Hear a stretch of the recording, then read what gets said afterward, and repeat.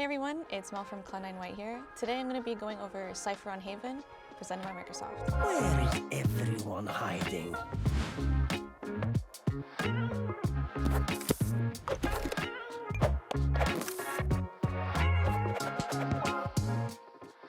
We're just going to go over Cypher defense side first, and we'll just start at A side, because it's easier.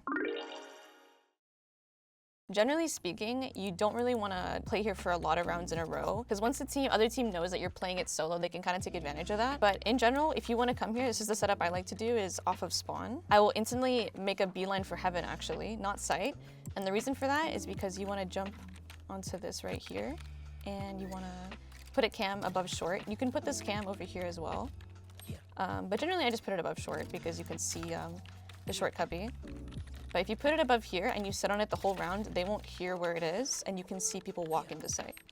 I'll usually use like an info trip at first.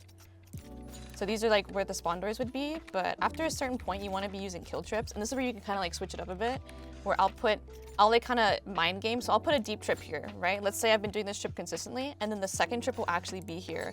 So I'll double trip one lane, because they'll break one trip, and think that's the only trip, and then they just run into a second trip. And in this setup, you would be playing heaven. And so I've gotten a lot of free kills actually from doing this. And you could also do double kill trips, so you can do this trip here. And if you actually go against this wall, you can do a trip that goes across here. And the same thing over here. Obviously you can do these trips, but just messing around with like this, what kind of trips you want to do and like the sequence in which you do it, just a kind of mind game. You can kind of do the similar concept. You can do a deeper trip short, and then have a kill trip maybe on this side of the box. You don't really want it too close over here, or else they'll look down, and when they're breaking this strip, they'll just see this one and break it. So you want to have this one on this side. But that's like one of the A setups, and obviously I think it's really good to have these cages for the retake, especially if you have Astra. Because if you have Astra on your team, and you can allow your teammate to have 2 stars for sight, like a stun here, and a suck on default, and cages, that means they can save 2 of their stars instead of having to use 2 Astra smokes, and now you don't have like a suck and stun, because a suck and stun can be really, really good for retakes. I feel like with Cypher, you don't always want to be playing retake, because when the other team finds out that you're playing retake, they just take the site for free. So you can kind of mess around with it, where you have like a trip here, you have a cage right here, and then you have a cage short. And just a heads up, if you want a cage short, generally put your cage right here, because it allows you to play in several different angles while still blocking off short and being a flat angle. So when they swing out, you generally, it's a flush smoke pretty much. But you can play around this where you're fighting long, and then you go into the cage, and you can play for short and play like a lot of different angles. So always make sure your cage is like right here for short. But you can do some weird setups like this, where you play for short as Cypher, and you just delay a lot of time for your teammates while you fight short. Usually I would use like this cage and a cage short, but you can also cage long. It's just up to your personal preference on what areas you want to fight. This might be like a nice one-off fight. And then another top secret setup, I call this Tarzan on my team. You want to put a cage up here. This is a retake setup, so you want to give sight here, you want to do the camera that I showed you, and then you want to go heaven, and you want to go put it like right here. This is gonna sound crazy, but if you have good coordination with your Sova, you can tell your Sova to dart at the same time, and then you pop both of these cages, you get wall bangs, and you can actually jump to default from between these cages. And it is, if you do it once, you don't do this multiple times, but if you do this once, they'll get scanned and will be distracted by the dart, and they will not be able to see you jump from heaven to default. And I have actually gotten kills in scrims and tournaments against like pro teams just doing this, because it just catches them so off guard. You literally just jump out onto default. Usually you land up here, and then you can spam with the recon. Super weird, wouldn't recommend using it very often, but it can definitely take your opponents off guard. I typically, when I'm retaking as Cypher, I like to pop my cages short and long, and I just like to drop here. I'm not sure why, it's just my preferred pathing, but that's pretty much A side. B, it's pretty simple. You usually want to put B for retake. It's just really easy to retake, so you just put a trip here, and if they start breaking it, you just do the double trips on both sides here. Here we go. Yeah, pretty simple stuff. I usually just give them a cage too. Generally, as like a sentinel, you want to see what you can get away with first before you start playing your kill setups, because if you can get away with putting a trip from B every round, that's just free info for your team. But if they start breaking it, then that's when you go into the setups like this. Same thing at A. Like I'll just give a cage here, then one cage at A. Pretty simple. Garage is pretty simple as well. You just give a trip garage. If they start breaking it, then you might want to start putting a trip here for the entrance, so someone can play window or you can play window and just get a free kill. Same thing here. Like, you just have to be super wary, and that when you know you're getting punished, you need to adapt. That's like one thing I see a lot of like newbier Cyphers or Sentinels in general, is that when they get punished, they don't really adapt. But you need to see that you're getting punished and have a different strategy that the other team now has to adapt to what you're doing. So just keep that in mind. And let's say they are breaking this chip, you can just put a cam up here that watches C-Long and Garage. Because if you actually put it high enough, you can only see feet. And then it's kind of hard for them to spot your camera unless they're looking for it. Something like this. And then you can watch Garage that way and just like completely put 0 trips in Garage and just put it for C-Long and First Sight. And just give up Garage. And then playing C-Side is pretty simple. Like, you really don't need like anything crazy. Like, you can just obviously have the trip here, and like I said earlier, you can kind of like make it a kill trip instead of an info trip. There's a bunch of weird quirky trips you can do along this tarp too. There we go. Yeah, honestly, just look to this area for all the quirky trips, because there's a lot of weird angles you get from the folding of the tarp that make it really awkward. Oh my god, there we go.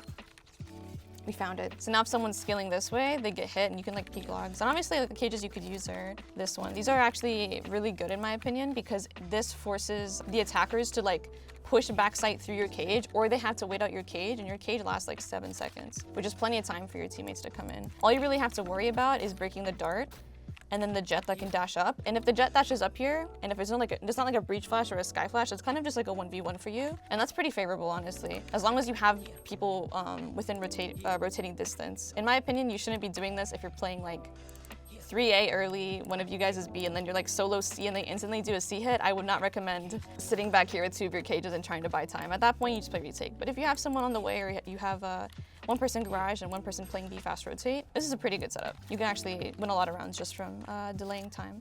And of course, you can always have a trip here to kill the C split. I mean, that's pretty much it for defense. The other cams I would suggest doing would be like an off-rep C-Long cam. This one is good if like you're playing ranked and like you know that no one is C-Long. You can take a lot of this information for free, and you can put it and it gets actually into lobby. And you can also put it higher to make it a bit more awkward to shoot. But just doing something like this off rip can be good for your team in ranked, just depending on how the other team plays. Another cam that I like to do is actually up here. And this is a cam that you don't press immediately. You actually want the round to play out a bit, and then you tap this cam when you need information. So like, let's say they took mid control and they cut noise all of a sudden. Let's say at like one minute left in the round, you pop your cam and you clear mid pretty much. A bit of a higher level cam, but it's good to use when you know when to use it. I'm not a huge fan of Garage cams, but this one can be decent at lower ranks. If you want to save your trips for your teammates, this can be decent. It's not that popular in pro play because people can hear the cam getting placed, and so they know that you're kind of giving it up, but I personally would use it. Other than that, if you can get down short and put a cam like this can also be pretty good. At the pro level, you see a lot of teams take a lobby control with Astra Stars and like a dart, and usually they'll get their opper pushed up here, like a jet op pushed up here, and your cam can pretty much have the same purpose and allow your team to over-rotate a bit because your cam has all the info that they're not a lobby. So that can be good too. Just knowing when you can have a bit more aggressive setups is pretty good to know when you're a Cypher main. So for the A-side cam, I just go into heaven, I just make this little jump. And you can put it here or here, but I like to just put it as high as I can. And you just want to make sure you're on this before like the round starts. And it sees all is short, it sees default. Only thing it doesn't get is graffiti. If you really want to optimize the cam like most efficiently, you can put it like up here. And then you really do get everything. It's really good because what I do with this cam is you don't tag anyone with this cam because you don't want them to know it's existing. Usually when people execute onto a site and you're on cam and there's like a lot of util going out, all you have to do is actually just like ping on your map where they are for your team and then get off your cam. The noise of your cam can be kind of hidden by the execute utility. So like if you hear flashes coming in, Astra sucks, smokes, it's very unlikely that they're gonna hear your cam turning off. But if you try and tag someone with your cam, they're gonna be like, okay, there's a Cypher cam, we need to look for it and break it. For me personally, I actually prefer A-side just because I feel like there's a lot more kind of flexibility with what you can kind of do. Especially if you have a team that's really good at retaking, that you have like a lot of good protocols and util for retakes. I feel like these cages are insane value just because your Astra, it really opens up your Astra to have better utility usage on site. That's just for me personally though, but in ranked, C-side's pretty free low, I'm not gonna lie. Having that camera to just watch Garage for you, like you pretty much have control of like this much of the map. like if you're playing C in ranked and no one's like punishing you with the camera and the trip. So either one is fine. A for me in pro play, and then C in ranked. Obviously, a good Cypher always switches it up though, so you should be comfortable with both. So Cypher is pretty easy on Haven, to be honest, because you just slot right into a default. And there's a lot of ways that different Cyphers do the default, but fundamentally, you don't really have to overthink it. You just cage this to deny the info from the defender. Doing this cage means, okay, they need to have 2 people at A, or the 1 person at A has to, probably a Sova, has to go and drone shore, and then you could have timing them long. It creates a lot of paranoia in the defender's mind, and they have to do something about it. And them having to do anything about it means you've done your job, right? So you'll cage this, you'll break the dart, and then just back up. Literally, if you can survive, especially against good teams, that's perfectly fine. Usually you want to have like a deeper cam so you have better info of what's going on. But when the other team has op money, generally speaking, you don't want to be doing this. There's usually an Astro suck here, you're getting sucked, you're breaking the dart, you're camming, the op is here, you tag, and then you're kind of just stuck here. You have to cage, and now when the cam is broken, you're gonna try and get out while the op is here. You're kind of feeding if you try and do that against an opper. I think it's good to see what you can get away with in early gun rounds, trying to do the cage and cam tech. But most of the time, a lot of teams are pretty good at anti-ing it, with the Astro Suck and the dart. Some teams Sky Flash and dart, so you can't even break the dart. And at that point, you should just give up lobby control. You just hold control and make sure no one's pushing at that point. Also, just keep in mind, a lot of Sovos will shock dart this, so you kind of have to, you might have to just sit here at the beginning of the round anyway and just juggle putting your trip down after the Sova shock darts. Yeah, just know that your life is really important in the attack default, and you just want to stay alive and kind of hold this map control more than anything. You really shouldn't have to spam lurks every round, otherwise it's kind of predictable what you're doing, to be honest. There's a bunch of different cages you can do though, but I would say just stick with this one. There's one that you can do here if you really want to get crazy with it. I don't have the exact lineup. It cuts off the line of sight from long and short, so they can't see anything. This only works if there's no Astro Suck, so if you're playing against like an Omen or something, if you put this cage down, you pop this, and you can actually put a deep cam up here and back up. If you put it deep enough like this, it's pretty hard to break his defense, and you have a way deeper information on what's going on at A. Because a lot of teams will try to get their jet pushed up to here, and they'll have their Sova spotting for them long, or vice versa. And this is honestly a lot of teams in ranked overlook clearing this area. And if you can get a cam like this, you have a lot of information on what's going down at A. All they can be at that point is like the op angles here. And then my team, we call this Crashies. Crashies kind of popularized holding the angle like this with his knife out. And the moment he saw like a pixel on his screen, he just ran away pretty much. But it's a really good angle to get information if there's no one caging you. I think it's pretty smart, but just keep in mind someone could definitely be here and you won't really be able to see them, even with this camera. So another way you can hold A though, and this is just like top secret, I have never shown this in like any video. I've only shown this in like one stream before, and it's like kind of tech, because every time I use it in scrims, the other team always types to me and they're like, you're so fucking cringe. And so lo and behold, here is my super cringe top secret tech presented by Microsoft. Usually at high level play, like I said earlier, you don't really want to go past this threshold because there's an Astro Suck, a dart, a flash, a breach stun. Like, the defenders want to fight for this A lobby control. And if your team is mid defaulting, don't go into that, right? Don't feed early. So what I end up doing instead is if I want to punish teams that over-aggress too much into our territory, you just want to get into here by the vase, into the corner. You want to aim at this part of the antenna, anywhere here. And you just want to go up until you hit this white rim of the satellite. And then you just put your cage. You want to put a cam directly above it as well. And I'll usually just play back here. And teams that over-aggress when you're mid-defaulting, at a pro level, what I'll do is I'll actually aim up here, I'll just pre-aim it. And the moment I see somebody, I instantly pop it and I spam. And from their POV, it's so cringe. This is what it looks like from their POV. And you have to think of how fast you're doing it as well. If you're pre-aiming the cage, they have 0 time to react. Like, this is literally what it looks like, right? From their POV.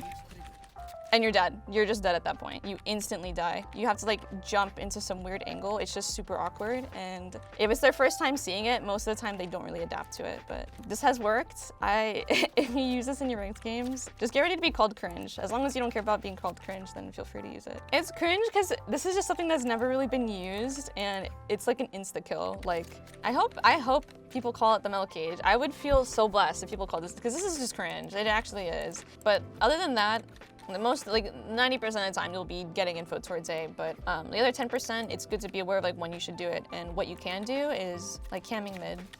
just super basic, just seeing who's playing where, like if they're aggroing down here. Although if you want a cam to know if they're aggroing down mid, that's better if you do it from window. You need to be careful though, because you cannot do this over and over and over again, because the other team will realize that you have to path window for this. And when teams realize you have to path somewhere to do something, they'll look to counter it. And the easiest counter is just spamming window. So you just have to be careful. Don't do this too many times, or you'll just end up getting spammed. And then here you can just see like if anyone's playing on the top right. You do have to be careful though, because people will play against it. So you just gotta jiggle the op angle on the left here, because the camera doesn't get that spot. Those two cameras can be pretty good for holding mid. Other than that, you could always check out C-Long. I wouldn't recommend this for Cypher necessarily, but sometimes if I know that the other team is like an Astra solo holding C and it's not a Sentinel, I will sometimes buy an op. This is a rank strat, although I have done this in scrims before, and I'll just make sure they're there, and I will literally just post on the jiggle. Like I wouldn't post like this, like a normal opper. This is actually great if you play chamber. If you just know, because Astras that are solo C, they have to jump peek for info. Like they don't have a camera or like any sentinel utility. And so you can just catch them on their jump peek and you just hold the jiggle. You don't hold for the wide, you just you hold for the jump jiggle like this. And I swear I have gotten so many kills like this. It is very cringe, and this is not like the best Cypher advice, but I have done this as Cypher before, just taken matters into my old hands and just gotten an op and posted on this angle. Again, doesn't work against sentinels though. If you try and do this against a Killjoy or a Cypher, you are trolling. If you do end up getting a Lurk at A, if you can get to here on sewers, this is such a good spot to play in, because you can hear all of the defense rotates. Or at least you force them to walk if they know you're here. And if you force them to walk, then you've done your job. Just make sure you bait out utility and try and get as much information as you can, relay that to your IGL, and that's pretty much all you really gotta do.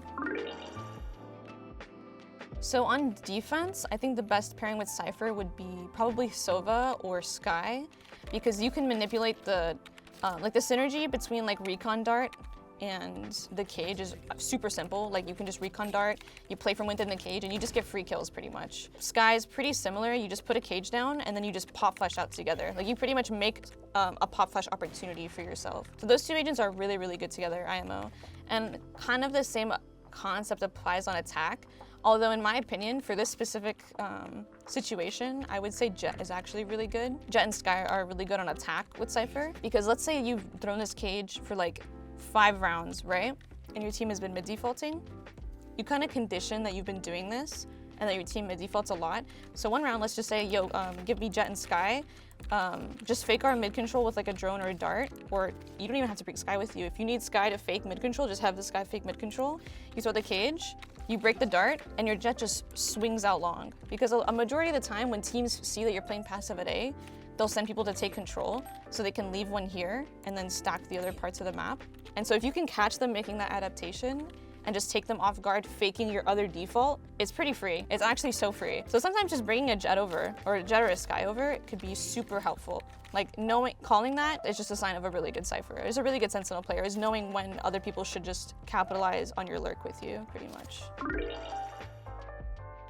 So the greatest threat to a Cypher would be pretty much the same agents that would be pretty good against the Cypher, with the Cypher. On this map specifically, like Skye and Sova, they counter the Lurk so well because they can keep track of where you are. Like let's say you cage this and you have to break a dart, and then they end up droning, and they could be droning from long while their Jett's pushing you short, and it's just stuff that can tag you and recon you is suddenly your cages become like your worst enemy. So definitely Sova is probably the most annoying to play against. Sovas and Oppers, because Oppers will find gaps in your camera, like blind spots in your camera. So you'll be like, oh yeah, A's clear, and then in like this cringe corner, there'll be like a Jett op right here, and you can't see them. So when it comes to like ulting as Cypher, I honestly just use it as soon as I can, even if it's like a 1v4, just using it to like secure the round if you don't know where that person is. Obviously, if you know where the person is in a 1v4, don't use it. I think it's still good value. Cypher ult isn't like super valuable, but I would say there's one thing to keep in mind is that when you're a defender and you're going against a Cypher ult and you're like, maybe you're playing A, right? Like the attack Cypher is A lobby, like every round, and you're just kind of like the defender playing against them short. I would say you need to be really careful as a defender where you overextend, because if you overextend to where the enemy Cypher is and the enemy Cypher kills you, that Lurk is like twice as powerful than before, because it will reveal your entire team setup, and they will either find out that they're solo A and rush A, or they just instantly know where exactly your setup is, and you kind of just give up the info game. And when you lose the info game, and the other team properly makes the right call off of the Cypher ult's info, it's pretty losable. Like honestly, a lot of defense rounds can be lost just from feeding an enemy Cypher that has ulti.